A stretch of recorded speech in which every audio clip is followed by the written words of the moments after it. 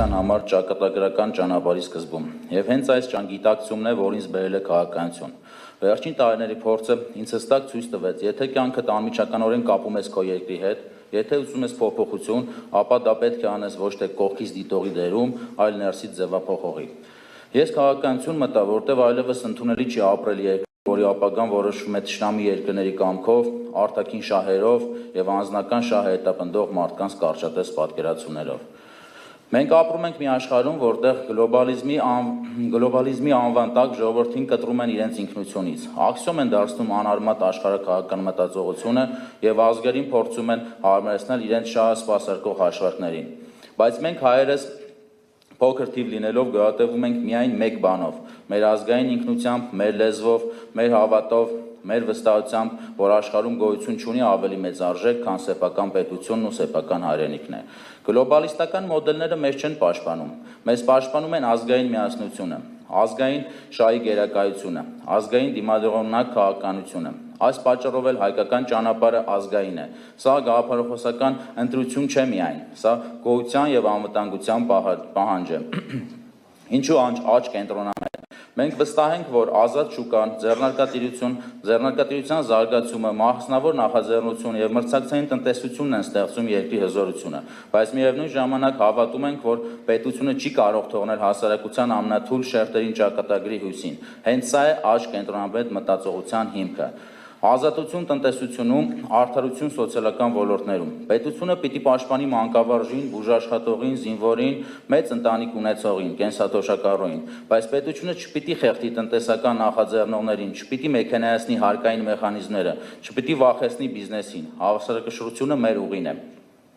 Ցավոք այսօր մեր երկիրը կանգնած է բարդագույն իրավիճակում։ Հասարակությունը պառակտված է, պետական ինստիտուտները թուլացած, անվտանգությունը անորոշ, պետության կառավարման որակը անկումային։ Մեր հասարակության մեջ կորել է այն հիմնական զգացողությունը, որը մեզ պահել է դարեր՝ վստահությունը։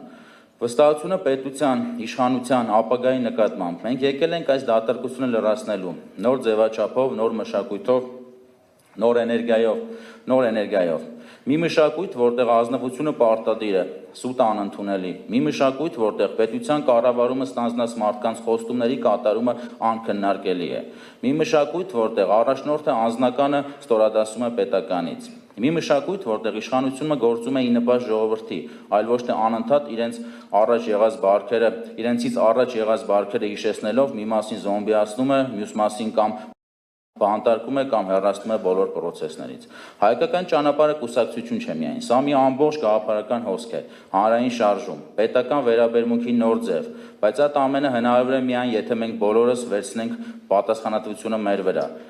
Յուրաքանչյուրիս անելիքը հստակ է՝ միավորվել գաղափարի շուրջ, ոչ թե անձանց, կազմակերպել համայնքներում, ստեղծել տեղական խմբեր, կառուցել գաղափարական բջիջներ, դառնալ նախաձեռնող, ոչ թե դիտորդ, յուրաքանչյուր աջակից մի փոքր առաջնորդ է իր շրջապատում, տարածել ճշմարտությունը եւ պայքարել ապատեղեկատվության դեմ, մասնակցել կուսակցական կառույցների ստեղծմանը եւ բովանդակության մշակմանը։ Մենք կառուցում ենք ոչ թե հերթական կուսակցությունը, այլ նոր որակի կառավարման մոդել։ Հարգելի հայրենակիցներ, այսօր խոսելով այն ճանապարհի մասին, որով պատրաստվում ենք առաջնորդել պետությունը, պարտադիր է կանգ առնել մեր առջև ծառացած իրական խնդիրների վրա։ Խնդիրներ, որոնք տարիներ շարունակ կամ անտեսվել են, կամ թաքցվել, կամ սխալ են ներկայացվել հասարակությանը։ Հայկական ճանապարհի փիլիսոփայությունը այն է, որ մենք նայում ենք իրական աչքերով, առանց ինքնախաբեության, առանց պարտադրանքի, առանց վախի։ Եվ այդ իրականության մեջ կան ոլորտներ, որտեղ վճռական փոփոխություններ այլևս հետաձգել պարզապես հնարավոր չէ։ Արտաքին անվտանգություն։ Հայաստանի ամենամեծ խոցելությունը այս մեր անվտանգության համակարգն է։ Իմ կարծիքով մեր բանակն է, որտեղ մենք տեսնում ենք, անձնակազմի թվաքանակը բավարար չէ։ Սպառազինությունը որակական ու քանակական առումով չի համապատասխանում մեր մարտահրավերներին։ Սպաների ու զինվորների մի զգալի մասը չի հավատում սեփական ուժերին եւ վաղօրոք համոզված է, որ հաջորդ պատերազմը պարտվելու ենք։ Բանակի ներսում տարածված են հեռախոսային խաղամոլությունը եւ թմրամոլությունը։ Մեր լուծումները մենք առաջարկում ենք հիմնարար եւ արմատական քայլեր։ Երկրի բնակչության 50%-ից ավելին տեղերում կազմակերպվող կարճաժամկետ, բայց պարբերաբար կրկնվող դասընթացների միջոցով պատրաստել ռազմական մասնագիտությունների, այլ ոչ թե մարդկանց կտրել տնից եւ ընտանիքից ու տանել անօգուտ մեկանության ռազմական հավաքների։ Ստեղծել արտաբյուջետային ռազմարդյունաբերական ֆոնդ, որը կլցվի մեր քաղաքացիների կողմից եւ Սփյուռքի նվիրատություններով, եւ սկսել մեծականակ հայկական զենքի արտադրություն, ֆինանսավորում եւ գնում տեղում։ Բանակում ստեղծել գաղափարակառուցչական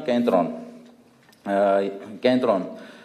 եւ ներառել հատուկ մասնագիտական պատրաստություն անցած մարդկանց, որի նպատակն է ձևավորել հաղթողի հոգեբանություն եւ քարոզել հայրենասիրական գաղափարներ։ Հաղթանակը սկսվում է գլխում։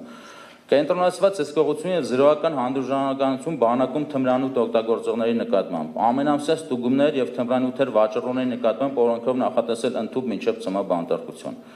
Պայմանագրային պարտավորություն զինծառայողների համար, ծառայության ընթացքում հրաժարվել բոլոր ազարտային խաղերից, խախտման դեպքում սահմանել ծանր ֆինանսական տուժեր։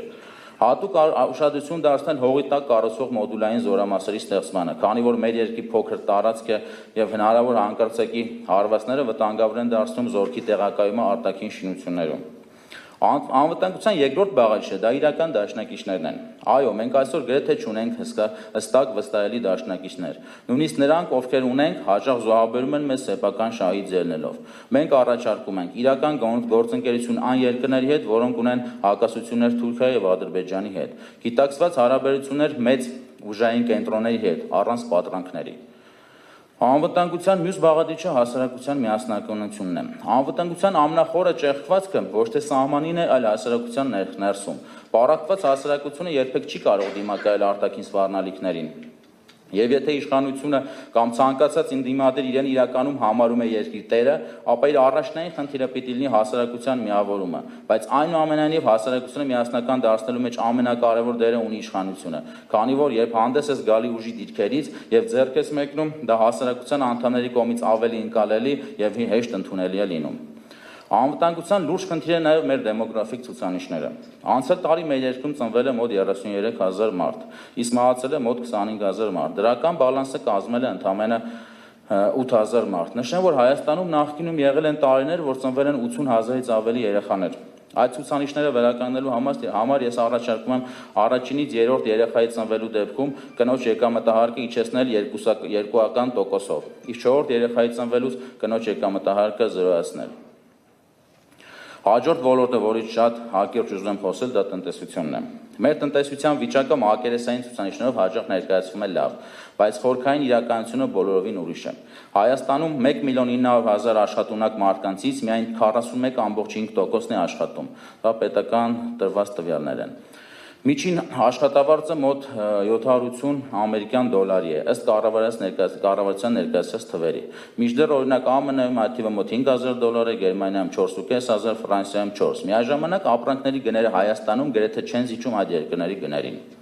Սա նշանակում է մեկ բան՝ մարդիկ պարզապես դիմակայում են։ Մեր լուծումները միջազգային խոշոր ընկերությունների ներգրավում հարկային արտոնությունների միջոցով յուրաքանչյուր 10,000 աշխատատեղ ստեղծելու դիմաց շահութարկի նվազեցում 10%-ով եւ ամենակարևորը արդարության եւ կանխատեսելիության վերադարձ տնտեսության մեջ, քանի որ ներդնողը փողը չի բերում այնտեղ, որտեղ անհավասար մրցակցային կամ վարչական միջամտություններ կան։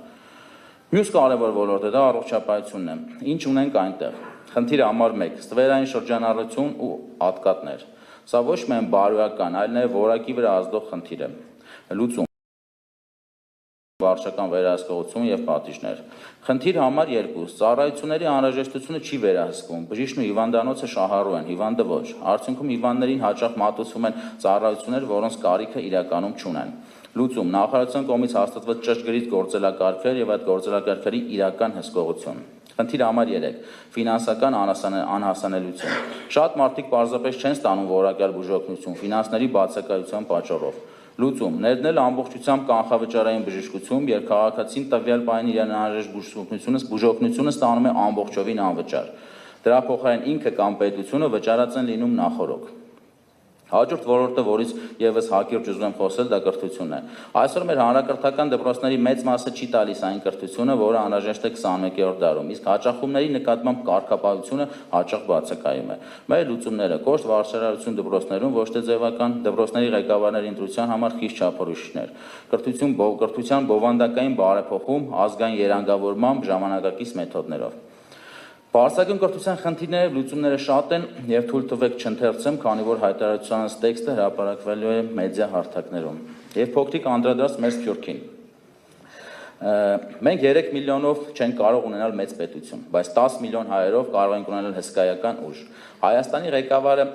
պետք է լինի ոչ միայն Հայաստանի Հանրապետության ղեկավարը, այլ ամբողջ հայ ազգի առաջնորդը։ Սա չի նշանակում ազգի անունից խոսել, սա այլ նշանակում է կենտրոն լինել, հենարան, պետական միավոր, որը միավորում է աշխարհի բոլոր հայերին մեկ ուժային հոսքի մեջ։ Սա հայկական ճանապարհի կարևոր հիմնասյուներից է։ Հայրենակիցներ, այսօր մենք մեկնարկում ենք երկար, դժվար, բայց ազնիվ ճանապարհ։ Սա հայկական ճանապարհն է, ճանապարհ, որտեղ մեր պետության շահը միշտ վեր է լինելու կուսակցական, անձնական կամ արտաքին որևէ հաշվարկից։ Ես վստահ եմ, որ միասին մենք կարողանանք կառուցել այն Հայաստանը, որի մասին այսօր երազում են հազարավոր հայեր, անվտանգ, ուժեղ, միավորված, արժանապատիվ եւ ազգային։ Շնորհակալ եմ վստահության համար։ Ճանապարհը սկսված է, եւ այս ճանապարհի անունը մեկն է՝ հայկական ճանապարհ։